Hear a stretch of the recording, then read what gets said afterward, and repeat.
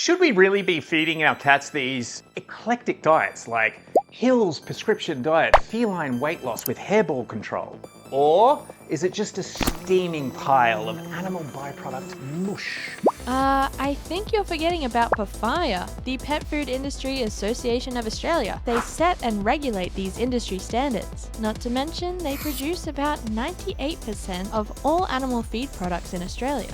So what do you mean we're serving our pets mush? That's where the fine print comes in. So where the Industry Association outlines guidelines for the manufacture and marketing of all their pet foods, all of this is completely voluntary to stick to these standards. We all know how if you leave a corporation to volunteer to regulate themselves, they're definitely going to do it.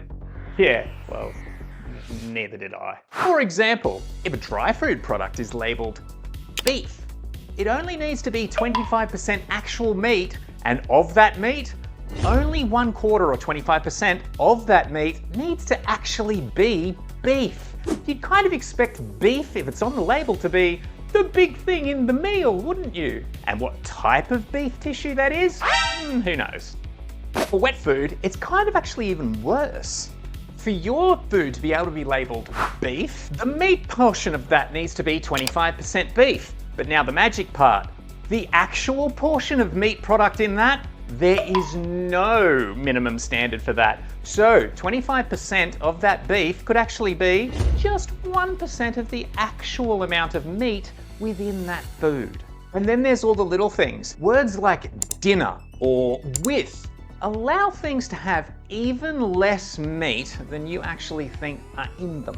Beef dinner actually means that beef doesn't need to be the main ingredient within this dinner. With beef, on the other hand, actually means that 5% of the meal only needs to actually be beef with no requirements for any other meat products, even if they exist within the meal.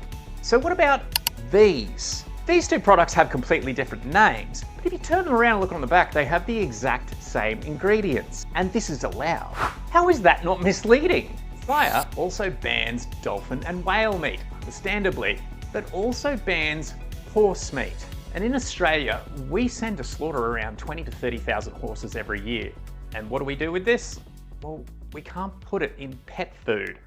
Why? So now what about meat byproducts? Is there a difference between meat and meat? Meat can actually mean any part of the animal that includes proteins. This includes blood and entrails and even connective tissue. Byproducts can actually mean a whole host of things like hoofs, bones, fatty tissue, any other part of the animal that isn't a protein-based food source. Byproducts are generally much lower quality and far harder for an animal to digest. So what about all these claims that you might see on some pet foods as well? These labels normally have completely meaningless terms like science or prescription or words like treat or supplement pretty much just mean that the food product is not nutritionally complete and is a sometimes food. So, because of these really relaxed guidelines, literally everyone qualifies no matter what for a balanced diet for your pet. Make sure you're looking on the label for nutritionally complete and balanced. This is a standard that is set by a lot of food organizations all over the world, which FleaMail is a member of, thank God. And this actually means that all of the nutritional elements that are needed for your dog to live a happy and healthy life is available within that food source. When it comes to animal obesity, it's largely due to one thing: overfeeding. On the side of pretty much every dog food or cat food, you will find an ME. ME, or metabolizable energy, is an actual caloric number, which represents how many calories are within 100 grams of this food. Now, did you notice something there? Not in 1 cup, 2 cups, half a cup, in 100 grams. But you'll notice right above that ME is how much to give your dog or cat, which is all in cups.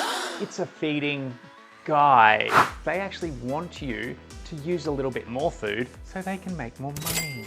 And this is the reason why we have fat dogs and cats. So how do we actually work this out? And do I have to be a mathematician every day? You only have to do this once with your adult dog or cat, and the best part about it is it's a really simple equation. Let's just say you've got a 10 kilo dog. It's 10 kilos times by 30 is 300 plus 70 equals 370 calories a day.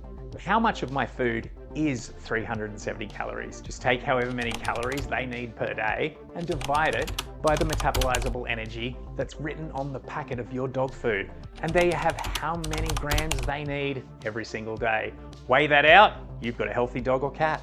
So yes, I know, math sucks. But by doing this just once, we can take all the guesswork out of overfeeding your pet.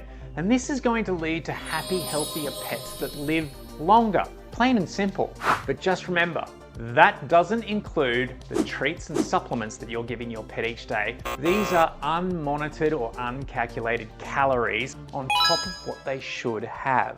So if you're going to take anything away from this video, don't measure arbitrarily with a cup or use their food guide that's on the back. Always remember to use nutritionally complete and balanced diets to calculate the MER for your pet from. So if you want to learn the truth about the pet industry by someone who's not bought and paid for, like and subscribe for more.